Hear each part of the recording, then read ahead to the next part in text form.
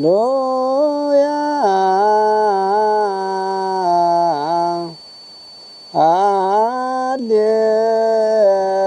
ሃሌሉያ ሃሌሉያ ሃሌሉያ እንዘ ይነብር እግዚእነ ውስተ ደብረ ዘይት ወይቤሎሙ ለአርዳኢሁ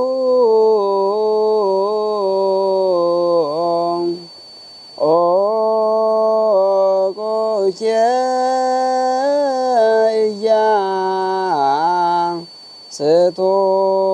ኢያስቶክሙ ወንበሮ ድልዋኒክሙ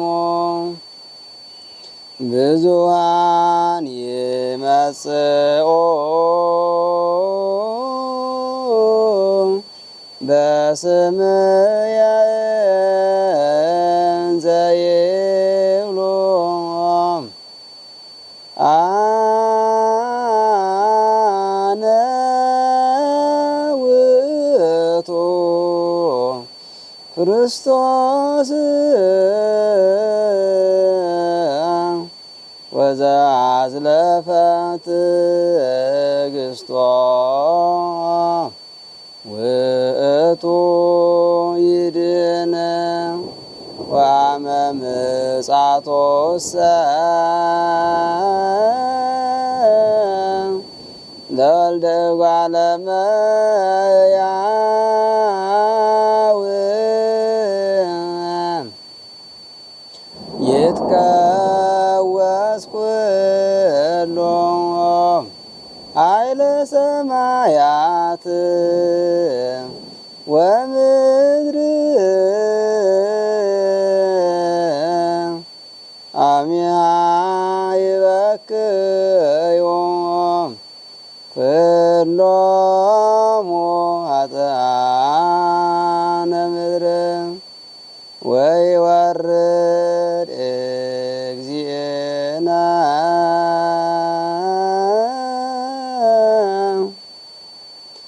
እምሰማይ ዲበ ምድር በትእዛዞ ወበቃሎ ወበአእላፍ መላእክቲሁ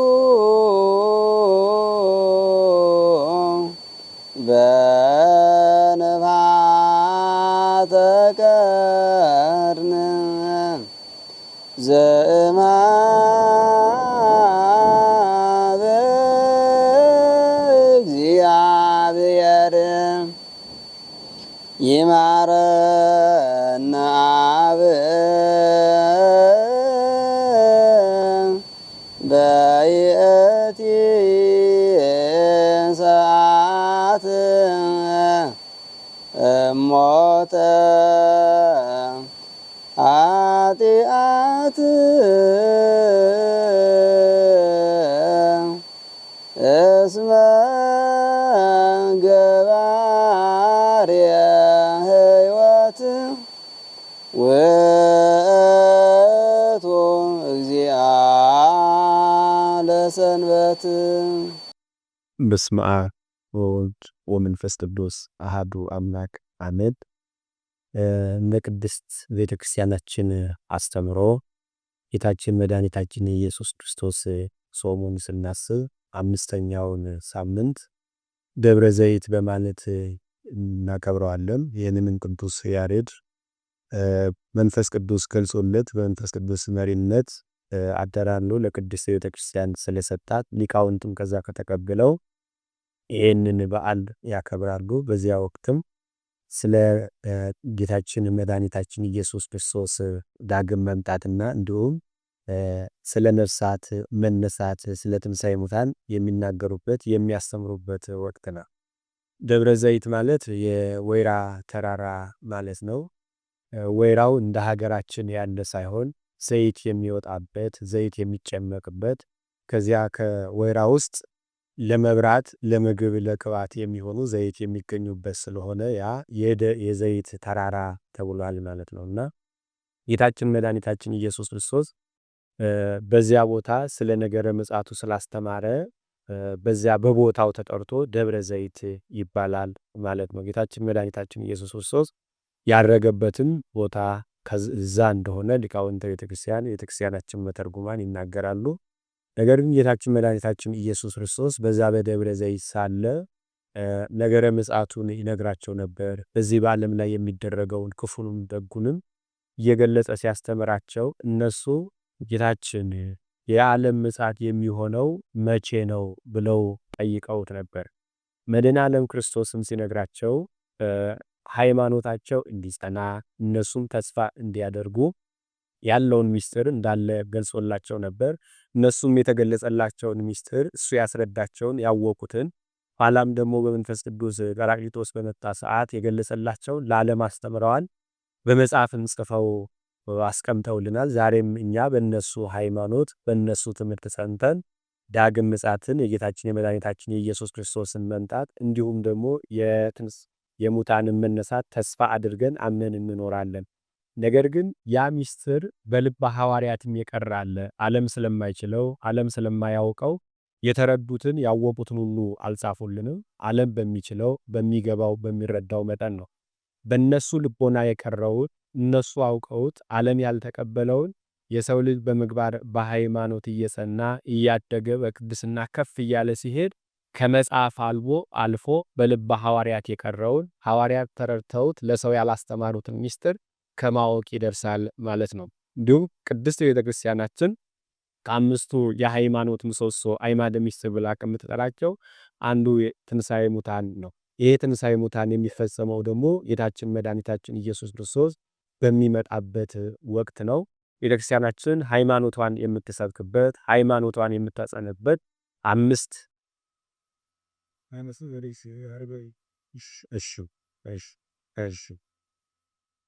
ሃይማኖቷን የምታስተምርበት ሚስጥሯን የምትገልጽበት አምስት አዕማደ ምስጢር አሏት። እነዚህ በቁጥር 5 ናቸው። ነገር ግን በይዘታቸው ከሚስጥራቸው ካፈጻጸማቸውና ካረዳዳቸው አንፃር በሶስት ይከፈላሉ። የመጀመሪያው ሚስጥረ ትንሣኤ ሚስጥረ ሥላሴና ሚስጥረ ሥጋዌ ናቸው። እነዚህም በሃይማኖት የምንቀበላቸው ናቸው። እግዚአብሔር ይሄን አደረገ፣ እግዚአብሔር ባህሪው እንዲህ ነው፣ የእግዚአብሔር ነገር ይሄ ነው ብለን የምንቀበለው የምንማረው የምናስተምረው ነው እንጂ በዛ ውስጥ ተሳትፎ የለንም። ለእግዚአብሔር ለአንድነት ለሶስትነቱ በባህሪ አንድ ሆኖ በስም በአካል ሶስት ስለመሆኑ ይሄ የሱ ሚስጥር በሱ ያለ ነው። ለኛ የሚገለጽልን የተገለጸልን ደግሞ በልቦናችን አምነ የምንኖረው ስለሆነ ነገረ መለኮት ይባላል። ሁለተኛው ደግሞ ሚስጥረ ጥምቀትና ሚስጥረ ቁርባን ነው። እነዚህ ሀብታተ ቤተክርስቲያን ይባላሉ። ቤተክርስቲያን የመጀመሪያው ሕንፃ ነው ትርጓሜው። ቤተክርስቲያን ዛሬ የምታስተምራቸው እንዲሁም ደግሞ የክርስቶስ አባል ሊሆኑ ወደ እሷ የሚመጡትን የምታተምበት መንገዱን የምታሳይበት ትልቁ ከእግዚአብሔር ያገኘችው ሀብት ጥምቀትና ቁርባን ነው። ታጠምቃለች፣ የእግዚአብሔር ልጅ እንዲሆን ታደርገዋለች። ስጋው ደሙን አቀበላ ደግሞ ዘላለማዊ ሕይወት እንዲኖረው ታደርጋለች።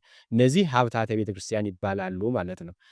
ቤተክርስቲያን የተባለው ሁለተኛ የሰው አካል የሰው ልጅ ስለሆነ የሰው ልጅ ተሳትፎ ያለበት ክርስቶስ ተጠምቆ እኛ እንድንጠመቅ ትእዛዝ ሰጥቶናል። እሱ የራሱን ስጋ ተቀብሎ አቀብሎን ሕይወት እንዲኖረን ከእርሱ ጋር ዘላለማዊ ሕይወትን አግኝተን ለዘላለም እንድንኖር ደግሞ እንድንቆር ስጋው ደግሞ እንድንቀበል አዞናል ማለት ነው። እነዚህ ሁለቱ ሀብታተ ቤተክርስቲያን ይባላሉ። የቤተክርስቲያን ስጦታዎች እግዚአብሔር በጸጋ የሰጣቸው ናቸው። ሶስተኛው ላይ ግን ሚስጥረ ትንሣኤ ሙታን የሰው ልጅ እግዚአብሔር እንዳለ እግዚአብሔር አንድም ሶስትም እንዳለ ካመነ በኋላ ሚስጥረ ሥላሴን በጣም ከተረዳ ኋላ ሥጋዌን ለመማር ለመረዳት አያስቸግረው። ለምን? ወልድ በተለየ አካሉ በተለየ ስሙ በተለየ ግብሩ ሰው ሆኗል። ይሄ እንዴት ሊሆን ይችላል አብና መንፈስ ቅዱስስ እንዳይል እዛው ሚስጥረ ሥላሴ ላይ በጣም ተረድቷል አውቋል ማለት ነው። እንደገና አምላክ ተጠመቀ ብለው ሲያስረዱት አምላክ እንዴት ሊጠመቅ ይችላል ብሎ እንዳይል ሚስጥረ ሥጋዌን በደንብ ይማራል፣ ይረዳል። ሚስጥረ ሥጋዌን ካወቀ ከተረዳ የአምላክ መጠመቅ አምላክ በዮርዳኖስ ቆሞ እንደ አምላክነቱ አቅልጦ እንደ ሰውነቱ ተረግጦ ያንን የዕዳ ደብዳቤያችን መደምሰሱ ለሱ አይጸነውም፣ አይከብደውም። ለምን ሰው ሆኗል የሚለውን ሚስጥር ይረዳል ማለት ነው። ከዚያ በኋላ ትቆርባለህ፣ ቁረብ፣ ይሄ የምትቀበለው ሥጋ የክርስቶስ ሥጋ ነው፣ መለኮት የተዋሃደው ነፍስ የተለየው ነው ብለው ሲያስረዱት እንዴት የአምላክ ሥጋ ይኖረዋል?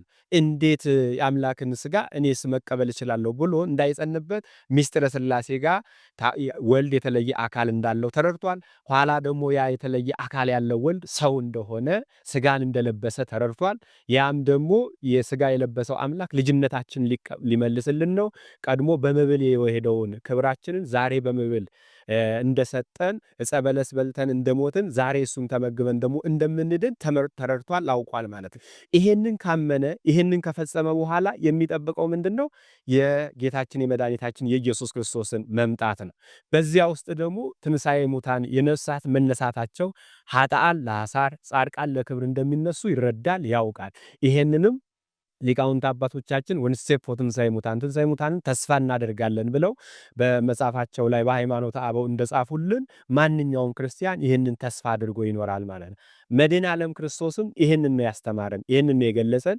ሐዋርያትም የተማሩትን ከሱ ያገኙትን ለዓለም አስተምረዋል። እኛም ደግሞ ከሐዋርያት የተማርነውን የተረዳነውን ዛሬ እናስተምራለን፣ ተስፋ እናደርጋለን ማለት ነው። ጌታችን መድኃኒታችን ኢየሱስ ክርስቶስ በደብረ ዘይት ሳለ ደቀ መዛሙርት ወደሱ ቀረቡና ጌታችን ሆይ ማይዜ ይከውን ማይለቅቱ ለዓለም፣ ይሄ የምትነግረን ነገር ይሄ ትንሣኤ ሙታን አለ ብለናል። ይሄ የሚታየው ዓለም ያልፋል።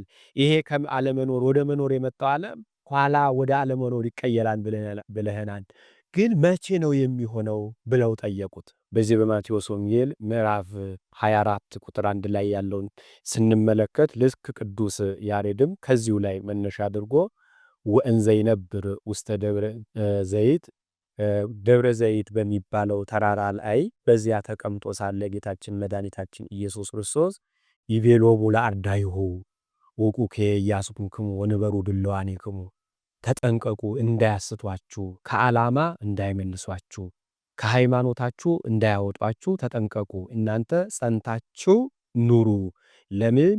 ጌታችን መድኃኒታችን ኢየሱስ ክርስቶስ ይህን ነገር የሚናገረው እምቅድመ ኩነታ የአምር አለ ኩላ ግብር። ጌታችን መድኃኒታችን ኢየሱስ ክርስቶስ ነገርን ከመሆኑ አስቀድሞ ሁሉንም ያውቃልና ዓለም እንደሚስት ብዙ ሰዎች ተስፋ ቆርጠው ከመንገድ ወጥተው ወደ መንገድ ወዳልሆነው ሲሄዱ ከሃይማኖት ወጥተው በአምልኮ ጣዖት በገቢረ ኃጢአት እንደሚያዙ ስለሚያውቅ ጌታችን መድኃኒታችን ኢየሱስ ክርስቶስ በዘመኑ የነበሩ ሐዋርያትን መክሯቸዋል፣ አስተምሯቸዋል። በእነሱ ላይ ደግሞ በእነሱ መሰረትነት ካላውያን ሐዋርያት የሐዋርያት ተከታይ የሆኑትን ለሐዋርያት የሰጠውን ሃይማኖት የሚያመልኩትን እንደ ሐዋርያት የክርስቶስ ቤተሰብ የሆኑት ሰዎች ሁሉ ከመንገድ እንዳይወጡ፣ ትንሣኤ ሙታን እንዳይዘነጉ፣ ኋላ ፍርድ እንዳለ እንዳይትተው ኃጢአትን ገንዘብ አድርገው በኃጢአት እንዳይኖሩ ጌታችን መድኃኒታችን ኢየሱስ ክርስቶስ ለነዚህ ለሐዋርያት አስተምሯቸዋል። እነሱም ደግሞ የተማሩትን ለዓለም አስተምረዋል።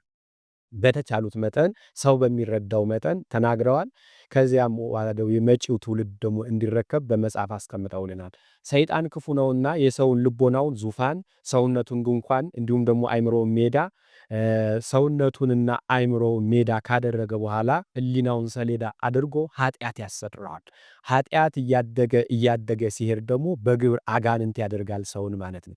የሰው ልጅ በንጽህና እየከበረ በንጽህና እያደገ ንጹሕ ስራን እየሰራ እያደገ ሲሄድ ከሰውነት ወደ መላእክነት ማድረግ ድረስ ይደርሳል። ከምግብ ተለይቶ ከስጋዊ አስተሳሰብ ተለይቶ ሁሌ በንጽህና እየኖረ እግዚአብሔርን ማመስገን የሚያስደስተው እስከ መሰወር ድረስ ከዚያም አልፎ ደግሞ እግዚአብሔራዊ ሆኖ የእግዚአብሔር ማደሪያ ሆኖ የእግዚአብሔር ቸርነት በሱ ላይ የሚገለጽ ይሆናል። በዚሁ ተቃራኒ የሰው ልጅ ኃጢአትን እያበዛ ሲሄድ እስከ መሰወር ድረስ ይደርሳል። የክፋት መሰወር ማለት ነው። ልክ አጋንንት እንደሚሰወሩት እሱም በግብሩ አጋንንት ይሆንና እስከ መሰወር ይደርሳል። ያኔ ታዲያ ለደጋጎቹ እንቅፋት ይሆናል። ብዙ ሰዎችን ከእግዚአብሔር ሕግ እንዲሁም ደግሞ ከሃይማኖት የሚያወጣ ይሆናልና ወደፊት ያለው ዘመን ሰው የሚከፋበት እግዚአብሔርን የሚዘናጋበት የነፍሱን ሳይሆን የሥጋውን ብቻ እያሰበ ያ የሥጋው እንኳን መልካም የሥጋ አሰራር ሳይሆን እሱን የሚጎዳው የሚያጠፋው ለሰውም እንቅፋት የሚሆንን ሥራ ይሠራልና እናንተ ግን ተጠንቀቁ እንዳያስቷችሁ እያለ ለሐዋርያት አስተምሯቸዋል። ሐዋርያትም ማይዜ ይከውን ማይለቅቱ ለዝንቱ ጌታችን መድኃኒታችን ኢየሱስ ክርስቶስ ሆይ ዓለም ያልፋል ብለህናል። ይሄ ካለመኖር ወደ መኖር የመጣው ዓለም ኋላ ወደ አለመኖር ያልፍና ሰውና መላእክት አንተን እያመሰገኑ ካንተ ጋር ደስ ብሏቸው ይኖራሉ ብለህናል። ይሄ ግን የሚሆነው መቼ ነው ብሎ ብለው ጠየቁት። ጌታችን መድኃኒታችንም በዚህ በማቴዎስ ወንጌል እንደተጻፈው መጀመሪያ ይህ ከመሆኑ አስቀድሞ ብዙ ምልክቶች አሉ። የመጀመሪያው ብዙሃን ይመጹ በስሜ ብዙ ሰዎች በእኔ ስም ይመጣሉ፣ ግማሾቹ እኔ እንደሆንኩ ክርስቶስ ነኝ እያሉ፣ ሌሎቹ ደግሞ ክርስቶስ ልኮናል እያሉ ይመጣሉ። የዚህም ማስረጃ ቅድስት ቤተክርስቲያናችን በመተርጉማን ጽፋልን እንዳስቀመጠችው ቴዎዳስ ዘግብፅ የሚባል ይሁዳ ዘገሊላ የሚባሉ እነዚህ ክርስቶስ ነኝ ብለው መጥተው ነበር። እነዚህ የሆኑ ከክርስቶስ ምጽአት በፊት ነው። ክርስቶስ ከመምጣቱ በፊት ነው። ኋላ ደግሞ አማናዊ ክርስቶስ መጥቶ ወንጌሉን አስተምሯል። ከዚያ በኋላ ግን ልክ ያ የመጣው ክርስቶስ አማናዊ አይደለም፣ እውነተኛው ክርስቶስ እኛንን እያሉ ደግሞ በክደት የተነሱ አሉ። በዚህ ከክርስቶስ ምጽአት ወደዚህ ማለት ነው። በሀገራችን እንኳን በዚህ በጎንደር አካባቢ አንድ የተነሳ እንደነበረ ኋላ እንደጠፋ መተርጉማን ተናግረዋል። ቤተክርስቲያናችን በታሪክ ብዙ ምዕመናን እንዳይስቱ እንዲጠበቁ ጽፋልን ዛሬ መተርጉማኑ ያነቡልናል፣ እንሰማለን፣ እንማራለን ማለት ነው። በዚሁም በዘመናችን ዛሬ ክርስቶስ ልኮኛል፣ ክርስቶስ አናግሮኛል፣ ክርስቶስ እንዲህ ነው በዚህ ቦታ አለ እያሉ በክርስቶስ ላይ የሚዘባበቱ እንዳሉ ይሄ ግልጽ ነው። በስልክ እንኳን ደውዬ አግኝቻለሁ እስከ ማለት ድረስ ማለት ነው። ጌታችን መድኃኒታችን ኢየሱስ ክርስቶስ ከመሆኑ አስቀድሞ ስለሚያውቁ ታዲያ ብዙዎች በስሜ ይመጣሉ፣ ያኔ ግን ኡቁ ኢያስቱክሙ እንዳያስቷችሁ ተጠንቀቁ፣ ራሳችሁን ጠብቁ ብሎ ነግሯቸዋል። ሁለተኛ ላይ ደግሞ ወሀለወክሙ ትስሙ ድምፀ ቃየት እንዲሁም የጦርነት ድምፅን ትሰማላችሁ፣ ሰላም ይጠፋል፣ ሰው መረጋጋትን ያጣል ብሎ ነግሯቸዋል። በዘመናችንም ዛሬ ከትንሽ እስከ ትልቁ ከቤተሰብ እስከ ጎረቤት እንዲሁም በሀገር ደረጃ በዓለም ደረጃ ጦርነት ዕለት ዕለት እንሰማለን። ዛሬ ይረጋጋል፣ ዛሬ ይቆማል ሲባል ከዕለት ዕለት እየባሰ እየሰፋ ሄዷል። ይሄ ምንድነው? የሰው ልጅ ከእግዚአብሔር ሲርቅ ከእግዚአብሔር ሕግ ሲወጣ ስጋዊ ነገርን ሲያገስ ሰይጣንን ሲያመልክ ይሄ ከእግዚአብሔር ጋር ይጣላል። ከእግዚአብሔር ጋር ተጣላ ማለት ደግሞ ከራሱ ጋር ይጣላል። ከራሱ ጋር ሲጣላ ደግሞ ካጠገቡ ካለው ጋርም ይጣላል። ስለዚህ ጌታችን መድኃኒታችን ኢየሱስ ክርስቶስ የጦር ድምፅ እንሰማላችሁ ብሎ ነግሯቸዋል። ይሄ ከመሆኑ አስቀድሞ ሶስተኛ ላይ ወይትነሱ ሕዝብ በዲበ ምድር ወነገሥት በዲበ ነገሥት ሕዝብ በሕዝብ ላይ ይነሳል፣ እንዲሁም ንጉሥ በንጉሥ ላይ ይነሳል። ነገሥታት አንድ ሆነው የሆኑ በአንድ ቦታ ደግሞ ያሉትን ነገሥታት አንድ ሆነው በቡድን ሆነው ይወጓቸዋል፣ ሕዝብም በሕዝቡ ላይ ይነሳል ብሏል ማለት ነው። ዛሬም በዘመናችን ይኸው ሕዝብ በሕዝብ ላይ ተነስተዋል፣ ጎረቤት በጎረቤት ላይ ከዚህ አልፎ አባት በልጁ ላይ ልጅ በአባቱ ላይ የተነሳበት ዘመን ነው። በሀገራችን እንኳን በዘር በጎሳ ተከፋፍሎ የሰው ልጅ አንዱ አንዱን የሚጠላበት አንዱ አንዱን የሚገፋበት ሆኗል። ነገስታቱም አንዱን የሚያሳድዱ አንዱን ለመግደል የሚጠብቁ ሆኗል። ስለዚህ ይሄ የጌታችን የመድኃኒታችን የኢየሱስ ክርስቶስ የመምጫው ምልክት መሆኑን ሁላችን ልናስተውል ልንረዳ ይገባል። እሱም ያለው ንበሩ ድልዋኒክሙ ይሄንን ባያችሁ ሰዓት ግን ታዲያ የመምጫ ሰዓት እንደደረሰ ለሁሉም ዋጋውን እንደምከፍለው አውቃችሁ ንስሐ ገብታችሁ ከክፋው ነገር ርቃችሁ ስጋዬን ደሜን ተቀበላችሁ ንጹሕ ሆናችሁ ኑሩ እንጂ አትሸበሩ አላቸው። በሶስተኛ ላይ ደረጃ ላይ ምን አለ? ወይ መጽረሃ ወብድብድ ወድልቅልቅ እንዲሁም ረሃብ ይመጣል፣ ቸነፈር ይመጣል፣ ረሃብ አባር ይመጣል። ይሄ በሆነበት ሰዓት እናንተ አትረበሹ፣ የመምጫዬ ምልክት ነው ብሏል። ዛሬ በየሀገሩ ረሃብ ሆኗል። የሰው ልጅ የሚቀምሰው አጥቶ እያለቀሰ ግማሹ በረሃብ እያለቀ ነው።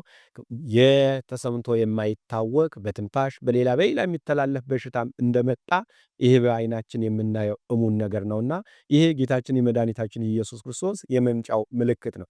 ይሄንን ግን ከመሆኑ አስቀድመው ነቢያት፣ ሐዋርያት ጌታችን መድኃኒታችን ኢየሱስ ክርስቶስ ገልጾላቸው ነግሯቸው አውቀውታል ማለት ነው። ዛሬም አንድም እኛ በዓይናችን የምናየው ነው። ነገሩ ግን ደጋጉ አባቶቻችን ደግሞ በእግዚአብሔር መሪነት በመንፈስ ቅዱስ መነጽርነት ይሄን ተመልክተውታል ማለት ነው። ስለዚህ ይሄ ጌታችን መድኃኒታችን ኢየሱስ ክርስቶስ ለሐዋርያት ያስተማራቸው የነገራቸው የነገረ ምጽአቱ ምልክት ነው። ስለዚህ ይሄ ይሆናል። ከዚያ ቀጥሎ አምስተኛ ላይ ምን ይላል? ወትከውኑ ጽሉዓነ በእንተ ስሜ፣ ስለ ስሜ የተጠላችሁ ትሆናላችሁ። እናንተ ስለ እኔ ስለመሰከራችሁ፣ ወንጌልን ስላስተማራችሁ፣ በንጽሕና በቅድስና ስለተመላለሳችሁ፣ ከኃጢአት ስለተለያችሁ፣ ዓለምን ስለጠላችሁ፣ በዛ ተቃራኒ ደግሞ እናንተን ዓለም ይጠላችኋል። ወይሜጡክሙ ለቀትል፣ ለጦርነት ለመገደል አሳልፈው ይሰጧችኋል። እንዲሁም ደግሞ ወይቀጽፉክሙ ወይቀትሉክሙ፣ ይገሏችኋልም ይገርፏችኋልም ያስሯችኋልም ብሎ ጌታችን መድኃኒታችን ኢየሱስ ክርስቶስ ይህን ኃይለ ቃል ተናግሯል። ከዚህም አንጻር ታዲያ ዛሬ እውነተኞች አባቶቻችን እየተሰደዱ ያሉበት ያለ ጥፋታቸው ወንጌልን ስላስተማሩ ለዓለም ስለጸለዩ ከክፉ ነገር ውጡ፣ ክፉ ነገርን ተዉ፣ በንጽሕና በቅድስና ኑሩ ብለው ስለመሰከሩ የሚገደሉበት የሚሰደዱበት ሆኗል። ለሀገራችን ሰላምን ስለለመኑ ለሀገራችን ፍቅር አንድነት እንዲኖራት እግዚአብሔርን በጸሎት በጾም በጸሎት የጠየቁ አባቶቻችን ምዕመናን በሕግ እንዲተዳደሩ ሕግን የሰሩ በፍቅር እንዲኖሩ ፍቅርን እያሳዩ እውነት እንዲናገሩ ደግሞ እውነትን የሚመሰክሩና የሚናገሩ አባቶቻችን ዛሬ እየተገደሉ ደማቸው እንደ ውሻ በየመንገድ ላይ እየፈሰሰ እነሱን መግደል እነሱን ማሳደድ ጀግንነት፣ ትልቅነት፣ ኃይለኝነት ሆኖ እስከሚታይበት ደርሷል ማለት ነው። ይሄንን ባለሰዓት ጌታችን መድኃኒታችን ኢየሱስ ክርስቶስ ይሄ ሊሆን ግድ ነው፣ ነገር ግን እናንተ ዋጋችሁ ይበዛል፣ እናንተ ክብራችሁ ይበዛል እንጂ ከክብራችሁ የምትዋረዱ አይደለም። እነዚህ የገረፏችሁ፣ እነዚህ የሰደዷችሁ እነሱ ኋላ ከክብር ይሰደዳሉ። ነፍሳችሁን መግደል አይቻላቸውምና ስጋችሁን የሚገድሏችሁን አትፍሯቸው። ነገር ግን ስጋንም ነፍስንም የሚገለውን በሲኦል ውስጥ ዋጋ የሚሰጠውን እኔን ፈርታችሁ በንጽሕና በቅድስና ኑሩ እንጂ አትሸበሩ ብሎ ነግሯቸዋል። ከዚያ ቀጥሎ አሁንም የዳግም ምጽአት ምልክት የሚሆነውን ሲነግራቸው አኔሃ ያሉ ብዙኃን ሃይማኖቶሙ፣ ብዙ ሰዎች ከሃይማኖት ይወጣሉ። ሃይማኖትን እንደ ተረት አድርገው ወደ ሌላ ነገር ወደ ክደት ይሄዳሉ እና ይሄ ምልክት ነው አለ። ይሄ የሚፈጸም ዘንድ ዛሬ ብዙ ሰዎች ከሃይማኖት ወጥተው ከምግባር ተለይተው ከቅድስት ቤተክርስቲያን ማኅፀን እቅፍ ወጥተው ክርስቶስን እናመልካለን፣ ክርስቶስን እናገለግላለን እያሉ ኃጢአት የሚሰሩበት በሰው ላይ ጠላት ሆነው ቅድስት ቤተክርስቲያን የሚያሳድዱበት የቤተክርስቲያንን ልጆችን ደግሞ ለመግደልና ለማጥፋት የተነሱበት ወቅት ሆኗል ማለት ነው። ይህንም ባያችሁ ጊዜ እያለ በመሃል የሚነግራቸው የሚያስተምራቸው ግን ተጠንቀቁ፣ አይዟችሁ፣ ንበሩ ድልዋኒክሙ፣ እናንተ ተዘጋጅታችሁ ኑሩ፣ ቢገሏችሁ እንኳን እመኒ ሀየውነ ለክርስቶስ ነሐዩ እመኒ ሞትነ ለክርስቶስ ንመውት። በዚህ ምድር ብንኖር የሰው ልጅ ወደ ምድር የመጣው እግዚአብሔርን ሊያገለግል እግዚአብሔርን አምልኮ ስሙን አመስግኖ አቀድሶ ኋላ ክብሩን ለመውረስ ነው በዚህ ዕድሜው የሚኖረው። ኋላም ደግሞ ቢሞት በክርስቶስ እቅፍ ለመኖር ነው። አንትሙ እለተጠመቅሙ ክርስቶስ ሀለበስክሙ፣ እናንተ የተጠመቃችሁ ክርስቶስን ለብሳችኋል ብሎ ሐዋርያው ቅዱስ ጳውሎስ እንደነገረን ማንኛውም ክርስቲያን በዚህ ምድር ቢኖርም ቢያልፍም የእሱ ጉዳቱ በኃጢአት ሆኖ ካለፈ ነው እንጂ ቢኖርም መልካም ነገርን እየሰራ በመልካም ላይ መልካም ነገርን እየጨመረ የእግዚአብሔር አገልጋይ ሊሆን ነው። ቢሞትም ደግሞ ወደ እግዚአብሔር መጓዣው መንገዱ ነው ማለት ነው። የሚያስፈራው የሚያሰቅቀው ሞትን እንድንሸሻት ሞትን እንድናፍራት የሚያደርገን በኃጢአት መኖራችን ንስሐ ለመግባታችን። ስለዚህ ጌታችን መድኃኔ ዓለም ክርስቶስ ሲናገር እናንተ አትፍሩ፣ ንበሩ ድልዋኒክሙ፣ ንስሐ ገብታችሁ ንጹሕ ሆናችሁ ከክፉ ነገር ረቃችሁ ተቀመጡ። ነገር ግን ነፍሳችሁን የሚገሉትን ሰዎች አይችሉምና ስጋችሁን የሚገሉትን ሰዎች አትፍሯቸው። እናንተ ወደ እኔ ነው የምትመጡት፣ ወደ እኔ ነው እየቀረባችሁ ያላችሁ። በዚህ የተናቀውን ዓለም ትታችሁ ወደማያልፈው ወደ መንግስቴ ነው እየመጣችሁ ያላችሁትና እናንተ አትፍሩ። ነገር ግን ብዙ ሰዎች ሃይማኖታቸውን ይክዳሉ፣ ከሃይማኖት ይወጣሉ ብሏል። ይሄው የሚፈጸም ዛሬ ብዙ ሰዎች ከሃይማኖት ርቀዋል፣ ከሃይማኖት ሕግ ወጥተዋል፣ በምግባርም ወድቀዋል። ከዚያ ቀጥሎ ምን አለ ጌታችን መድኃኒታችን ኢየሱስ ክርስቶስ? ወእምብዛ አመጣ ትሴኩስ ፍቅር አለ። ኃጢአት ከመብዛቱ የተነሳ ሰዎች ከመክፋታቸው የተነሳ ፍቅር ትጠፋለች አለ። ፍቅር ማለት እግዚአብሔርን የምንወድበት ለእግዚአብሔር የምንታመንበት ፍቅረ እግዚአብሔር አለ። ሁለተኛ ደግሞ እኛ የእግዚአብሔራውያን መሆናችን መገለጫው ወንድማችንን ስንወድ ነውና እኔ እንደወደድኳችሁ እናንተም እርስ በራሳችሁ ተዋደዱ ብሎ እንደነገረን ማንኛውንም ሰው ልንወደው ግድ ነው። ይሄ ቤተክርስቲያናችን አስተምሮ ነው። ነገር ግን ሰዎች እግዚአብሔርንም አይወዱትም፣ ሰውንም አይወዱም። እግዚአብሔርን ቢወዱ ኖሮ ከሃይማኖት አይወጡም፣ ክፉ ነገር አይሰሩም። ሰውን ቢወዱ ኖሮ ሰውን ለመግደል፣ ሰውን ለማሳደድ፣ ሰውን ለማሳቀቅ ለሰው ወጥመድ አያስቀምጡም ነበረ። ስለዚህ ዛሬ በዘመናችን ሰው ሰውን የሚያሳድብ፣ እግዚአብሔርን የሚሳደብ፣ ነገረ እግዚአብሔርን የሚያቃልል፣ ስለ እግዚአብሔር የሚናገሩ እግዚአብሔር ምእመናኑ በዓይኑ በዓይናቸው የሚያይበት በእጆቻቸው ደግሞ እየዳሰሰ ፈውስ የሚሰጥበት በአንደበታቸው ቃሉን እየተናገረ ምእመናንን የሚያጽናንበት አባቶቻችንን ጠልተው አይገሉም አያሳድዱም ነበርና ፍቅር ይቀዘቅዛል፣ ፍቅር ይጠፋል አለ። ዛሬም ይሄው እሙን ቃል ይፈጸም ዘንድ ፍቅር ከሰው ልቦና ወጥቶ ርቆ ሁሉም ሰው ሰውን የሚያሳድድ ለራሱ ብቻ የሚኖር ለራሱ ብቻ የሚያስብ ሆኗል ማለት ነው። እንደው የፍቅር ምሳሌ የሚሆነው እናት ልጇን እንደምትወድ እግዚአብሔርም ሰውን እንደዚህ ይወዳል። ዛሬ እናት ልጇን እንኳን እስከምትጠላ ድረስ ምን ነው ባልወለድኩት ብላ እስከምትናገር ድረስ እንዲሁም ደግሞ የሰው ልጅ ምንም ቢወድ ከእግዚአብሔር ቀጥሎ የሚወደው እናቱን ነው። የወለደችው እሷ ናት። እንዲያድግ ብዙ መስዋዕት የከፈለች እሷ ናት። ሁሉም ነገሩን አሳልፋ የምትሰጥ እሷ ናትና ነገር ግን እንደዛ የምታደርገውን ለእሷ ክብር ሲል እሷን የሚወዳትን የሚያምናትን ዛሬ እናቱን የሚያወድ እናቱን የሚያሳዝን ሆኗል ማለት ነው። የጎረቤቱ የዘመዱ የሀገር ቀርቶ ማለት ነው። በዚህ መድኃኔዓለም ምን አለ? ፍቅር ይቀዘቅዛል፣ ፍቅር ይጠፋል አለ። ከዚያ ቀጥሎ ምን አለ ደግሞ? ወይሰበክ ወንጌለ መንግሥት ለኩሉ አሕዛብ። ይሄ እኔ ያስተማርኳችሁ ወንጌል ይሄ የነገርኳችሁ ሚስጥር ለዓለም ሁሉ ይነገራል፣ ለሁሉ ይነገራል። ልክ ዛሬ በየመንገዱ ሁሉ መንግሥተ ሰማያት ቀርባለች፣ የጌታችን የመድኃኒታችን የኢየሱስ ክርስቶስ መምጫው ሰዓት ደርሷል ብሎ ሰዎች እንደሚለፈልፉት እንደሚናገሩት ሁሉ መድኃኔዓለም ይሄንን አስቀድሞ ነግሮን አስቀድሞ መስክሮ ነበር ማለት ነው። ሐዋርያት ይሄንን አስቀድመው አውቀውታል፣ ተረድተውታል። ስላወቁም ደግሞ እኛ እንድናውቅ በወንጌል አስቀምጠውልናል። ዛሬም ይሄ ቃል ይፈጸም ዘንድ ሰዎች በየሜዳው ስለ ክርስቶስ ይናገራሉ፣ ስለ ክርስቶስ ይመሰክራሉ። ነገር ግን ሐዋርያው ቅዱስ ጳውሎስ ዘለሊሆሙ ይነብቡ እየአምሩ ፍካሬሁ ራሳቸው የሚናገሩትን የሚመሰክሩትን ነገር ትርጓሜውን አያውቁም። ክርስቶስ ይመጣል ብለው ተናግረዋል። ቤት እንደሚመጣ እንዴት እንደሚመጣ ይሄንን አያውቁትም። እሱን ሲመጣ ደግሞ ምን መሆን እንዳለብን ከኛ ምን እንደሚፈልግ እኛ ምን እሱን እንዴት ሆነን መጠበቅ እንዳለብን አያውቁትም። ይሄንን ብቻ ይናገራሉ። ልክ እሱ ክርስቶስ አምላክ አምላክ የሚለኝ ሁሉ አይድንም አይጸድቅም ብሎ እንደተናገረ ሁሉ እነዚህ ሰዎች ዝም ብለው ይለፈልፋሉ፣ ይናገራሉ ማለት ነው። ይሄንን ደግሞ ሰው ብቻ አይደለም አጋንንት እንኳን ስመ እግዚአብሔርን እንደሚጠሩ በወንጌል ላይ ተጽፎልናል። ስለዚህ መድኃኔዓለም ይሄ የመምጣት የምልክት ነው አለ። እናንተ ግን በሕግ የጸንታችሁ ኑሩ ንበሩ ድለዋኒክሙ። እንዲህ ቢሏችሁ እንዲህ ስለተናገሩ ግን እውነት ነው ማለት አይደለም። ይሄ እውነት ነው ብላችሁ እንዳትቀበሉ እንዳትስቱ ከመንገድ እንዳትወጡ አላቸው። ይሄ ብቻ አይደለም። ወያስተሪ አብይ ተአምር ወንጌሉ መሰበኩ ብቻ አይደለም የሚደንቀው፣ ብዙ ታምራት ይደረጋል። ሙት አስነሳን እስከ ማለት ድረስ ይደርሳሉ። አጋንንትን አወጣን እስከ ማለት ድረስ ይደርሳሉ። ነገር ግን ይሄ ታምር መስራት፣ አጋንንትን ማውጣት፣ ሙት ማስነሳት፣ እውራንን ማብራት ይሄ የሃይማኖት ምልክት አይደለም። ሰይጣንን ያዘዋልና በሰይጣንም ያደርጉታል። እንደገና ደግሞ እግዚአብሔር እነሱን አንደበታቸውንና ሰውነታቸውን ተጠቅሞ ገቢረ ተአምራት ማድረግ ይችላል።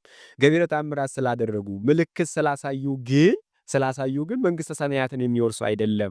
እስመ ገቢረ ተአምራት ወመንክራት አኮ ዘያድኅን ገሃነመ እሳት ብሎ ጎርጎርዮስ እንደነገረን ያ ክርስቶስ ያስተማረንን ነገር እሱ ገልጾ እንዳሳወቀ እነሱ ግን ገቢረ ተአምራት ስላደረጉ ሰማይ ተከፈተልን፣ ሙትን አስነሳን፣ እግዚአብሔርን አየነው፣ አነጋገረን ብለው ስለተናገሩ ከገሃነመ እሳት የሚድኑ አይደለም። ያ የሚሰብኩት ወንጌል እነሱን የሚያድናቸው አይደለም። ለመዘባበቻ ከክፋታቸው አንጻር የተነሱ ናቸው እንጂ እግዚአብሔር ሾሟቸው በንጽህና በቅድስና ጸንተው የእግዚአብሔር አገልጋዮች ሆነው አይደለም። ይህም ባያችሁ ሰዓት ተጠንቀቁ ይላልና ዛሬም በዘመናችን ብዙ ሰዎች እየሳቱ ከመንገድ እየወጡ ያሉት በእንዲህ ያለ መንገድ ነው።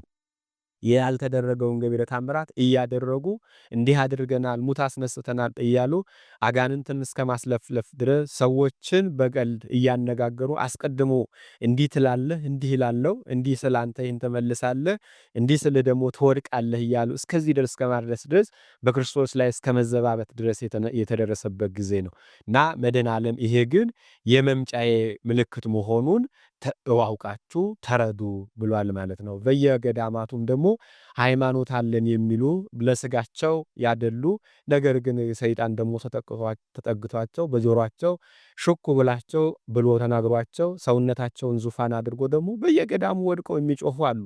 እውነተኞቹ ሳይሆን እነዚህ ከምግባር ወድቀው ወይን ክርስቶሳውያን ናቸው እንዳንላቸው የቀድሞ ክርስቶሳውያን መንገድ አልተከተሉም። የቀድሞ ክርስቶሳውያን አባቶቻችን ተደብቀው ተሸሽገው ሰውን ግን በተሰጣቸው ሀብት ያዩ ነበረ።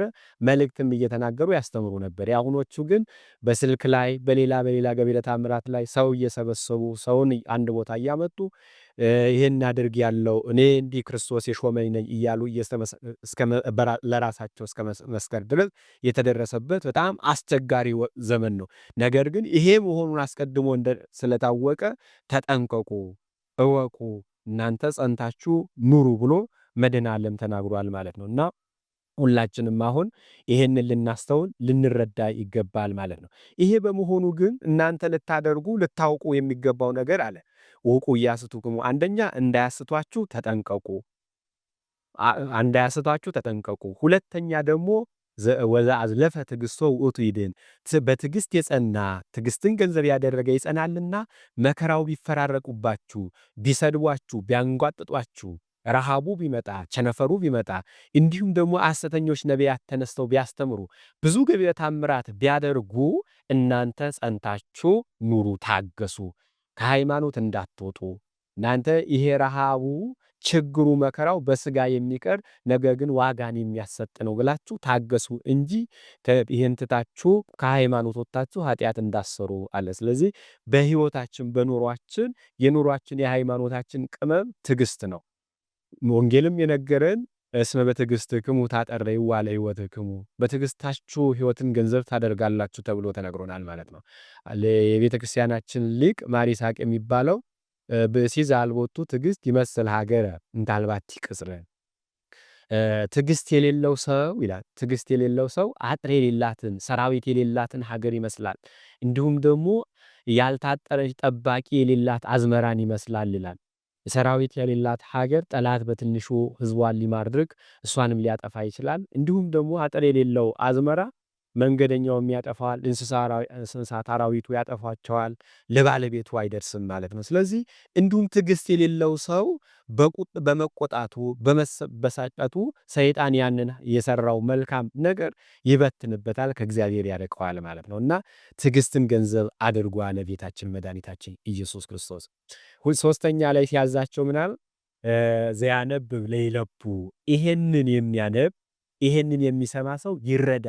እንዲሁ ዝም ብሎ ንባቡን አይቶ ብቻ ማለት የለበትም። የታደለ መጽሐፉን ያነባል። መጽሐፍ ማንበብ የማይችል ደግሞ ድርጊቱ ሲደረግ ያያልና ስለዚህ ማስተዋል አለበት።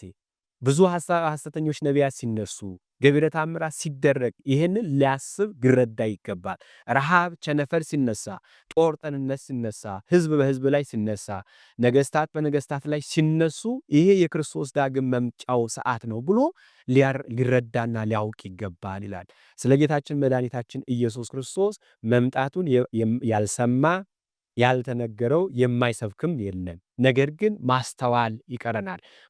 አስተዋል የሚባለው ንበሩ ድለዋኒክሙ እንዳለው ጸንተን በንጽህና በቅድስና ተዘጋጅተን ስንኖር ያኔ ያስተውለናል፣ ያኔ ተረድተናል፣ ያኔ ያውቀናል ማለት ነው እና ለይለቡ ማለት ጸንቶ ይኑር፣ ትዕግስትን ገንዘብ ያድርግ፣ አይሳት ብሎ ሲነግረን ሲያስተምረን ነው። ከዚያ ቀጥሎ ምን አለ?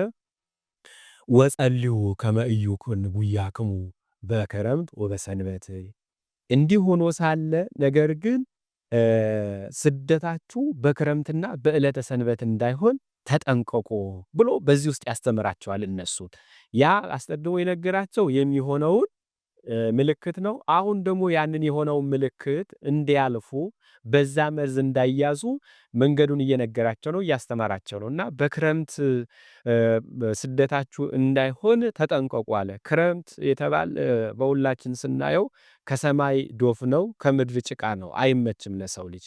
ስለዚህ ክረምት የተባለ የመከራ ወቅት በኃጢአት ወድቆ ንስሐ ሳይገቡ የሚኖሩት ህይወት ነውና፣ ስለዚህ ስደት ማለት ከዚህ ዓለም በሞት የምትጠሩበት ወቅት በኃጢአት ወድቃችሁ ንስሐ ሳትገቡ ተጨንቃችሁ ሳለ ከእግዚአብሔር ተለይታችሁ ሳለ ዕለተ ሞታችሁ እንዳይሆን ተጠንቀቁ፣ ጠብቁ አለ ጌታችን መድኃኒታችን ኢየሱስ ክርስቶስ ማለት ነው። ስለዚህ በክረምት እና በዕለተ ሰንበት ስደታችሁ እንዳይሆን ተጠንቀቁ አለ። በዕለተ ሰንበት ማለት ደግሞ ያቺ ዕለተ ሰንበት ዛሬ የምናርፍባት እግዚአብሔርን የምናመልክባት ዕለት ናት።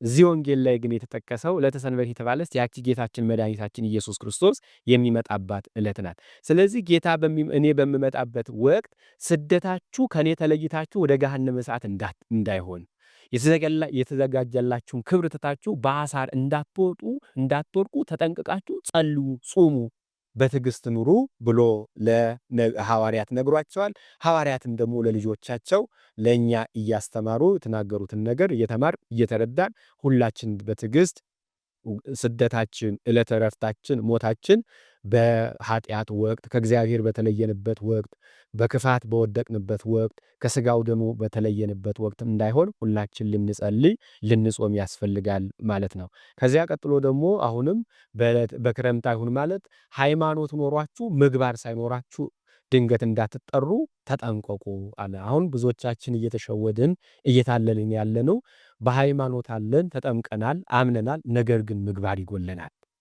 ምግባር ይጎለናልና ሃይማኖትና ምግባር እንደ ሰምና እንደ ፈትል ናቸው። ሃይማኖት ኖሮት ምግባር የሌለው ሰው ራቁቱን የቆመ አካልን ይመስላል። ስለዚህ ሃይማኖት አካል ነው፣ ምግባር ደግሞ ሽልማት ልብስ ነው ማለት ነውና ሃይማኖትንም ምግባርም ልንይዝ ግድ ይለናል። ከዚያ በኋላ ጌታችን መድኃኒታችን ኢየሱስ ክርስቶስ አሁንም እንዲጠነቀቁ የነገራቸው ያስተማራቸው ምንድን ያለው? እመቦ ዘይቤለክሙ ነዋ ገዳመ ሀሎ ይትጻኡ። ክርስቶስ በዚህ ቦታ አለ፣ እዚህ ቦታ ይገለጻል፣ እንዲህ ያስተምራል፣ እንዲህ ይላል ብሎ ቢነግሯችሁ አትመኑ፣ ካላችሁበት አትጽኑ፣ አትናወሱ። እዚቹ በደሜ በመሰረትኳት ቤተክርስቲያን ጸንታችሁ እንዲሁም ደግሞ እኔ በሾምኳቸው በቀሳውስት፣ በካህናት፣ በሊቃውንት፣ በመምህራን በነሱ ተጠብቃችሁ ኑሩ። በዚህ ቦታ አለ ሊሏችሁ ግን አትውጡ፣ አትናወጡ ብሎ ነግሯቸዋል። ይሄም ይፈጸም ዘንድ ዛሬ ይኸው በየዋሻው በየቦታው ክርስቶስ እዚህ አለ፣ እንዲህ አለ፣ እንዲህ ብሏል፣ እንዲህ ተናግሯል፣ እንዲህ ገቢረ ተአምራት ያደርጋል፣ ዛሬ በከሌ ላይ ይገለጻል እየተባለ ክርስቶስ የሚሾፍበት የሚቀለድበት ወቅት ሆኗል ማለት ነው። ነገር ግን ይሄንን አይተን እኛ እንዳንሳሳት፣ እኛ ከሕግ እንዳንወጣ፣ ከሃይማኖት እንዳናፈነግጥ በማቴዎስ ወንጌል ምዕራፍ 24 ላይ ተጽፎልን ቁጭ ብሏል ማለት ነው። ስለዚህ ጌታችን መድኃኒታችን ኢየሱስ ክርስቶስ ይሄንን አስተምሯቸዋል፣ ነግሯቸዋል። ከዛም ምን አለ? እምበለስ አእምሩ አምሳሊሁ፣ ከበለስ ተማሩ አለ። ከበለስ አስተውሉ። ለምለመት በለስ በለመለመች ጊዜ ይሄ መሆኑን ታውቃላችሁ፣ ይሄ እንደሚሆን ተረዱ፣ እወቁ አለ። በለስ የተባለው በዚህ በማቴዎስ ወንጌል ምዕራፍ 21 ላይ ቁጥር 18 ላይ ጌታችን መድኃኒታችን ኢየሱስ ክርስቶስ ተራበ ይላል። እንግዲህ በባህሪው ረሃብ ኖሮበት ሳይሆን በረሃበ ስጋው ረሃበ ነፍሳችንን ለማጥፋት የመጣ አምላክ እንደሆነ ለመግለጽ ተርቦ ከአንዲት በለስ ፍሬን ለማግኘት ወደ በለሷ ሄደ ይለናል። እዛ በለሷ ቦታ ሲደርስ ከበለሷ ፍሬን አጣና አዘነባት፣ ረገማት ይላል። ዳግም ፍሬ አይኑርብሽ፣ ፍሬን አታስገኝ ብሎ ተናገራት ይላል። እዚያው ጋር ሲተረጉም ግን ምንድን ነው የሚለው? በአምሳለ በለስ ረገማ ለኃጢአት።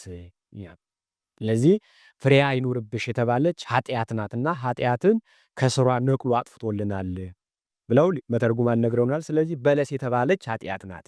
ኃጢአት እንደ ጽድቅ በተቆጠረችበት ወቅት ይሄ እንደሚሆን እወቁ፣ ተረዱ አለ። ዛሬ ኃጢአት እንደ ስልጣኔ፣ ኃጢአት እንደ መልካም ነገር፣ ኃጢአት እንደሚያጸድቅ ወደ እግዚአብሔር እንደሚያቀርብ ተደርጎ የሚሰበክበት የሚነገርበት በአጋንንት ስም በዲያብሎስ ስም ቤተክርስቲያን ተብሎ የአምልኮት ቦታ በዓለም የተቋቋመበት እግዚአብሔርን የሚዛባበቱበት የእግዚአብሔርን ስዕል ነገረ ክርስቶስን በየአደባባይ እያቆሙ የሚዛበቱበት የሚገፈትሩ ምራቃቸውን የሚተፉበት ነገር ግን ለጋኔን ደግሞ አምላክ ነው ብለው የሚሰግዱበት ወቅት ደርሷል ማለት። ስለዚህ ከዚህ የከፋ ኃጢአት ከዚህ የበለጠ ኃጢአት ምንም የለ።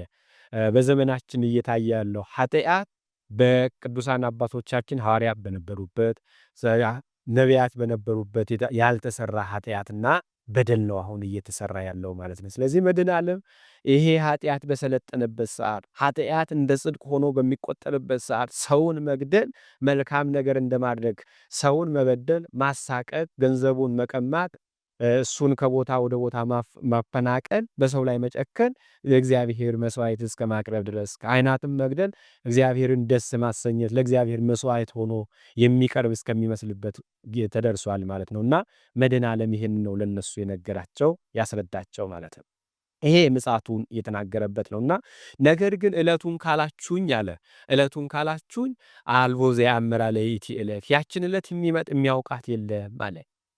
ወልድ ወኢ መላእክተ ሰማይ ወልድ እንኳን አያውቃትም ብሎ ነግሯቸዋል። እንግዲህ ወልድ አያውቃትም ተብሎ የተነገረው የመጀመሪያ ሁለት ትርጓሜ ያለው ሊቃውንት አባቶቻችን እንደነገሩን ወልድ የተባለ ስጋን የለበሰ በዚህ ምድር ላይ የተገለጸ ራሱ ክርስቶስ ነውና ወልድ አያውቃትም ማለት እኔ አላውቃትም ማለት አይደለም። ነገር ግን ህልውናቸው በአብ ልብነት ይታሰባል፣ በወልድ ቃልነት ይነገራል፣ በመንፈስ ቅዱስ ሕይወትነት እስትንፋስነት ሁሉ ሆኖ ይነገራል ይሰማል ማለት ነው።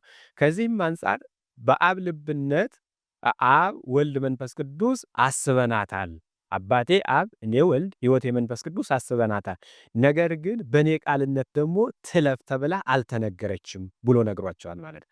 ይሄ ነው ሚስጥሩ እንጂ መድኃኔዓለም ክርስቶስ አያውቀውም ማለት አይደለም። ለአብ ያለው ለእኔ አለው አለ ብሎ እንደተናገረ ከዚያ ውስጥ አዋቂነት አምላክነት ነው የአብ ገንዘቡ። የአብ ገንዘብ ደግሞ የወልድ ገንዘቡ ነው። እኔና አብ አንድ ነን ብሎ ተናግሯል። አብ አምላክ ነው፣ ወልድ አምላክ ነው፣ አብ ፈጣሪ ነው፣ ወልድ ፈጣሪ ነው። ስለዚህ ይሄን ለመግለጽ ነው እንጂ እሱ የማያውቃት እሱ ያልተረዳት እሱ ያላያት ሆና አይደለም። ሁለተኛ ወልድ አያውቃትም ማለት እሱ ወልደ እግዚአብሔር ተብሎ እኛ ውሉደ እግዚአብሔር ተብለናል። እናንተ እንኳን የእግዚአብሔር ልጆች የተባላችሁ አታውቋትም ዕለቷን ማንም አያውቃትም ለማለት ነው። ይህንን መተርጉማኑ ክርስቶስ ዓለምን በፈጠረበት ዘመን ዓለምን ያሳልፋል ይላል ነው። ዓለምን በፈጠረበት ዘመን ዓለምን ያሳልፋል።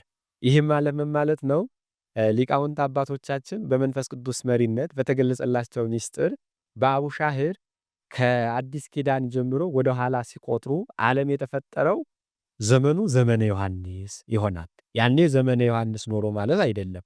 በአሁኑ አቀማመር በአሁኑ አቆጣጠር መሰረት አድርገው በእግዚአብሔር መሪነት መንፈስ ቅዱስ መሪነት ወደ ኋላ ይቆጥራሉ። ይህንንም ዘቦ መንፈሰ ክርስቶስ ኩሎ የተሐሰሰ ሎቱ ሳልቦ ዘይተሐሰሶ ክርስቶስን የለበሰ መንፈስ ቅዱስ ያደረበት ሰው ሁሉን ይመረምራል ብሎ እንደተናገረው በመንፈስ ቅዱስ ሁሉን እየመረመሩ ወደ ኋላ ሲቆጥሩ ዘመኑ ዘመነ ዮሐንስ ይሆናል። ወሩ ወርሃ መጋቢት ይሆናል። ዕለቱ ዕለተ እሑድ ይሆናል። ቁጥሩ ደግሞ ሌሊቱ ማለት ነው መዓልቱ ማለት ነው 29 ይሆናል ማለት ነው። ስለዚህ በዘመነ ዮሐንስ በወርሃ መጋቢት በዕለተ እሑድ በ29 ዓለም ተፈጥሯል። እንዲሁም ጌታችን መድኃኒታችን ኢየሱስ ክርስቶስ ዳግም የሚመጣው በዘመነ ዮሐንስ ነው፣ በወርሃ መጋቢት ነው፣ በዕለተ እሑድ ነው፣ በመጋቢት 29 ነው። እንዲህ ከሆነ ታዲያ ወሩ ዕለቱ ዘመኑ ከታወቀ ለምን አልታወቀም ይባላል ብለው ከተጠየቀ ለሚለው ጥያቄ ደግሞ ብዙ ዘመነ ዮሐንስ አለ፣ ብዙ ወርሃ መጋቢት አለ፣ ብዙ ዕለተ እሑድ አለ፣ ብዙ መጋቢት 29 አለ እና የትኛው እንደሆነ አይታወቅም። እንደውም መተርጉማኑ ሲተረጉሙ ምንድን ነው የሚሉት ይህ ዓለም ቁጥሩ 7980 ከደረሰ በኋላ 8000 ሊሞላው 20ው ዘመን ሲቀረው ዘመኑ አይቆጠርም ይላሉ። ከኋላ ያለው በመንፈስ ቅዱስ መሪነት ይቆጥሩታል። ከዛ በኋላ ግን ይሰወራል። የሰው ልጅ ቢቆጥርም ቢቀምርም ሊደርስበት አይችልም ማለት ነው። አይምሮ ይገታል እና በዚህን ወር በዚህን ዕለት በዚህን ቀን ጌታችን መድኃኒታችን ይመጣል። ነገር ግን ወሩ ዘመኑ ይታወቅ እንጂ የትኛው እንደሆነ አልታወቀም እና ጌታችን መድኃኒታችን እነሱን እንደዚህ ነው ብሎ ያስተማራቸው። ከዚያ ቀጥሎ ቅዱስ ያሬድ ምን ብሎ ተናግሮናል? ወአመ ምጽአቱ ለወልደ እጓለ እመሕያው ይትከወስ ኩሉ ኃይለ ሰማያት ወምድር ጌታችን መድኃኒታችን ኢየሱስ ክርስቶስ በመጣ ወቅት አለ። ይሄም የሰው ልጅ ብሎ የተናገረው መድኃኔ ዓለም በዚህ ምድር ሲመላለስ የሚያዩት የሚረዱት በሰው ነበርና በሰው አካል ነበርና ሰው የሰው ልጅ ብሎ ራሱን በሰው ልጅ ነው የሚገልጸው። ነገር ግን እሱ ከሁለት አካል አንድ አካል ከሁለት ባህሪ አንድ ባህሪ የሆነ ወልደ አምላክ ወልደ ማርያም ነውና የሰው ልጅ በመጣ ጊዜ ማለቱ የለበሰውን ሥጋ ለመግለጽ ነው እንጂ መዝሙረኛው ዳዊት እግዚአብሔር ሰ ገሃደ ይመጽእ ወአምላክነ ህያርም ወሳት ይነድድ ቅድሜሁ ብሎ ተናግሯል። ስለዚህ እግዚአብሔር አምላካችን ይመጣል፣ በመጣ ሰዓትም እሳት ከፊቱ ይነዳል፣ ዝም አይልም ብሏል ማለት። ይሄ በዚህ ምድር ላይ የሚታየው እነሱ በስጋ የሚያዩት አምላካችን መድኃኒታችን እግዚአብሔር ወልደ እግዚአብሔር ነውና ቅዱስ ያሬድም በዚህ በተረዳው የሰው ልጅ በመጣ ሰዓት ይትከወስ ኃይለ ሰማያት ወምድር፣ ሰማይና ምድር ይናወጣሉ፣ ተጠቅለው ከዚህ ምድር ያልፋሉ አለ። ጌታችን መድኃኒታችን ኢየሱስ ክርስቶስ ከመምጣቱ አስቀድሞ ለሰባት ዕለት ምድር ወታስተናፍስ ምድር ሰብአ ዕለተ ይላል። ሁሉ ፍጥረታት ሁሉ ሞተው አልፈው 7 ቀን ያርፋል ምድር። ከዛ በኋላ ይሄ ተራራው ጎባጣው ሁሉ ይስተካከልና ሁሉም ሜዳ ይሆናል። ከዚያ በኋላ ጌታችን መድኃኒታችን ኢየሱስ ክርስቶስ በዚህን ሰዓት ይመጣል። እሱ ሲመጣ በመሃል ያስገባው የቅዱስ ያሬድ ምንድነው ያለው?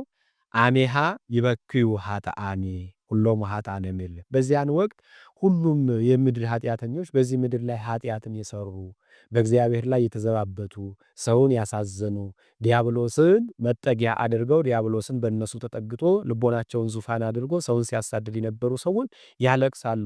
ማለቀሳቸው ግን ንስሐ የሚያስገባ ወደ እግዚአብሔር የሚያቀርብ አይደለም። የከንቱ የሆነ ለቅሶ የማይረባ የማይጠቅም ለቅሶ ነውና እነዚያ ያለቅሳሉ። በዚያው አንጻር ደግሞ ጻድቃን የእግዚአብሔር ልጆች ሁሉ እግዚአብሔር ደስ ይላቸዋል። ለምን? ኃጥአን ሲነሱ የግብር አባታቸውን ዲያብሎስን መስለው ከቁራ 7 እጅ ጠቁረው ይነሳሉ። ጻድቃን ደግሞ የግብር አባታቸውን የምክር አባታቸውን በልጅነት ያከበራቸውን ሥጋው ደሙን የተቀበሉትን ክርስቶስን መስለው ከፀሐይ 7 እጅ አብርተው አድምቀው ይነሳሉ። እነዛ ይሄንን እያዩ ያለቅሳሉ። እነዚህ ደግሞ ደስ ይላቸዋል ማለት ነው። ሲነሱ የሚነሱትም በመጀመሪያ ያው መላእክት ከክርስቶስ ጋር ስለሚመጡ መለከት ይነፋሉ። የመጀመሪያ መለከት ላይ ሥጋ ከያለበት ቦታ ይሰበሰባል። ውሃ የወሰደው ገደል የገባው አራዊት የበሉት በተለያየ ምክንያት የሞተው ያ ሁሉ አንድ ቦታ ይሰበሰባል። በሁለተኛ ንፋተ ቀርብ ላይ ደግሞ ያ የተሰበሰበው ትኩስ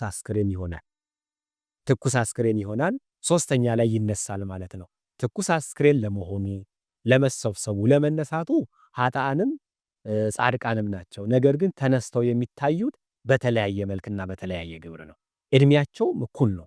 ወንዶች አዳም በተፈጠረበት በ30 ዓመት ልክ ሁሉም በ3 ዓመትም የሞተው በሕፃንነትም የሞተው አርጅቶ የሞተው እነ ማቱሳላ ሳይቀሩ 969 ዓመት የኖሩት ሳይቀሩ በ30 ዓመት የ30 ዓመት ጎልማሳ ሆነው ይነሳሉ። ኋላ ግን ክብራቸው ይለያቸዋል ማለት ነው። ሁሉም ዋጋቸውን ለመቀበል በእግዚአብሔር ፊት ይቆማሉ። በመድኃኔዓለም በጌታችን በመድኃኒታችን ኢየሱስ ክርስቶስ ምድር ማለት ከዛ ቀጥሎ ወይ ወርድ እግዚእነ ውስተ ምድር ጌታችን መድኃኒታችን ኢየሱስ ክርስቶስ ወደ ምድር ይወርዳል አለ። ያን ይወርዳል ማለቱ እግዚአብሔር ቀድሞ ሰማይ ላይ ኖሮ ምድር የለም ማለት ሳይሆን ፍርድን ለመግለጽ ለሰው ይታያል አለ። ወደ ምድር ወረደ ማለት ያ የማይዳሰሰው ያ የማይታየው ያ ረቂቅ አምላክ ለነሱ በሚችሉት መጠን ለነሱ በሚረዱት መጠን ከፊታቸው ይቆማል። ያ ሲታገስ የነበረው አምላክ ኃጢአትን ሲሰሩ ሲዘባበቱ ሲከፉ ዝም ያላቸው አምላክ ዛሬ ግን ዋጋቸውን ለመስጠት ፍርድን ለመስጠት በእነሱ ፊት ይታያል። ከዛን ምን ይላል ነው በቃሉ አይላህ መላእክትም በዛ በቃሉ መልእክትን ይሰጣል ይናገራል። መላእክት ደግሞ ቀርን ይነፋሉ መለከትን ያሰማሉ። መላእክት አብረውት ይመጣሉ ይላል። መላእክት ጌታችን መድኃኒታችን ኢየሱስ ክርስቶስ ሲመጣ ተከትለውት ከሚመጡት አንዱ ናቸው። ለምን እኔ የምመጣው መላእክትን አስከትዬ ነው ይላል። እዚህም ሲያስተምር በወንጌሉ ላይ የሰው ልጅ መላእክትን አስከትሎ በመጣ ጊዜ እያለ በየወንጌሉ በየምዕራፉ እንዳስተማረ እንደተናገረ አራቱም ወንጌላውያን ጽፈውልናል። መላእክት አብረውት ይመጣሉ። መላእክት አብረው የሚመጡት አንደኛ ፍርድ ሰሚዎች ናቸው። ፍርድ ሰሚዎች ስለሆኑ አብረውት ይመጣሉ። ፍርድ ሰሚዎች መሆናቸው የሚታወቀው ደግሞ በዚህ በማርቆስ ወንጌል ምዕራፍ 8 ቁጥር 38 ላይ ምን ይላል? ኃጢአተኛው ዘማዊው ሰው በሰው ፊት ቢክደኝ እኔም ኋላ በመላእክት ፊት ክዳዋለሁ ብሎ መድኃኔዓለም ተናግሯል ማለት ነው። ስለዚህ በግብር የወደቁ እግዚአብሔርን የካዱ ሰዎች ኋላ ሁሩ እምኔ ርጉማን እናንተ የተረገማችሁ እናንተ ክፎች ከኔ ተለዩ ከኔ ራቁ ብሎ በሚናገርበት ሰዓት መላእክት ይሰማሉ ማለት ነው። ሁለተኛ ላይ መላእክት ሰራተኞች ናቸው። ሰራተኞች እንደሆኑ በዚህ በማቴዎስ ወንጌል ምዕራፍ 15 ላይ ምን ይላል? በዚያን ሰዓት በመጨረሻው እንዲህ ይሆናል፣ መላእክት ኃጥአንን ከጻድቃን ይለዩዋቸዋል፣ ኃጥአንን ወደ ገሃነመ እሳት አውርደው ይጥሏቸዋል ይላል ማለት። ስለዚህ ያኔ አገልጋዮች ሰራተኞች ናቸው መላእክት ማለት ነው። ከዚያ ቀጥሎ ጌታችን የመድኃኒታችን ኢየሱስ ክርስቶስ የሚመጣው ከቅዱሳኑ ጋር ነው። ከቅዱሳኑ ጋር ይመጣል።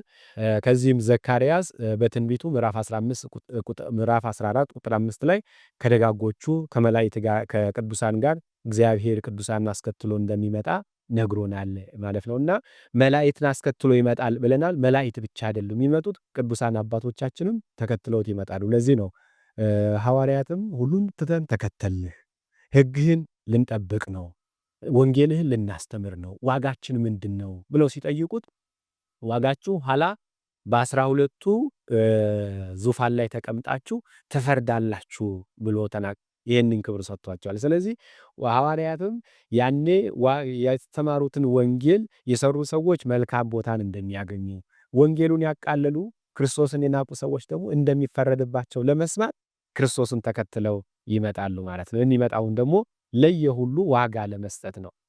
ዋጋን ለመስጠት ነውና ጌታችን መድኃኒታችን ኢየሱስ ክርስቶስ ዋጋ ይሰጣል። ስለዚህ ምድር ትናወጣለች ይላል። እንደውም ቅዱስ ያሬድ ምንድነው ያለው? አሚሃ ምድር ታገብ ማይጸንታ ወይ ትሰምም ድምፀ ወለታ። ያኔ ምድር አደራዋን ሁሉ ትሰጣለች ይላል። ያ በምድር ላይ ተሸሽጎ ያለው አስከሬ አጥንቱ ስጋው ሁሉ ተሰብስቦ እንደገና ሰው ሆኖ ወደ እግዚአብሔር ፊት ይቆማል፣ ለፍርድ ይዘጋጃል ማለት ነው። ያ በሲኦል ተሸሽጎ ያለው ነፍስ ይመጣና ከስጋ ጋር ይዋሃዳል። የሚኖረው ግን በርቀት ነው። በስጋ አካል አይደለም። ስጋ አብሮ ይነሳል። ነገር ግን የሚኖረው ህላዌው በነፍስ ግብር ነው። መራብ መጠማት በስጋ የለም። በነፍስ ግን መልካም የሰሩ ሰዎች ደስ ብሏቸው እግዚአብሔርን እያመሰገኑ ያመስጋናው ምግብ ሆናቸው ይኖራሉ። የነፍስ ረሃብ ነው የሚኖረው። የነፍስ ረሃብ ማለት መታወቅ፣ መሸበር፣ መደንገጥ ነውና በዚህ ይኖራሉ። ከዚያ በኋላ ጌታችን መድኃኒታችን ኢየሱስ ክርስቶስም ዋጋን እንደሚሰጥ እንደሚፈርድ ቅዱስ ያሬድ ነግሮናል፣ አስተምሮናል ማለት ነው። ሁላችንም የተነገረውን ትንቢት የክርስቶስ መምጫ መሆኑን ተረድተን አውቀን የታዘዝነውን ትእዛዝ ደግሞ የምንድንበት መንገድ መሆኑን አውቀን ተረድተን ሰርተናቸው ከክፉ ነገር ርቀን ንስሐ ገብተን በቅድስት ቤተ ክርስቲያን ስርዓት ጸንተን ምግባር ትሩፋት ሰርተን ስጋው ደሙን ተቀብለን ንስሐ ገብተን ሰውነታችንን አንጽተን ንበሩ ድልዋን ይክሙ እንዳለን ተዘጋጅተን ልንኖር ግዴታችን ነውና የኛም ጥረት አለው። ሁላችንም ተዘጋጅተን እንድንኖር አምላከ ቅዱሳን እግዚአብሔር ይርዳን። ወስብሐት ለእግዚአብሔር።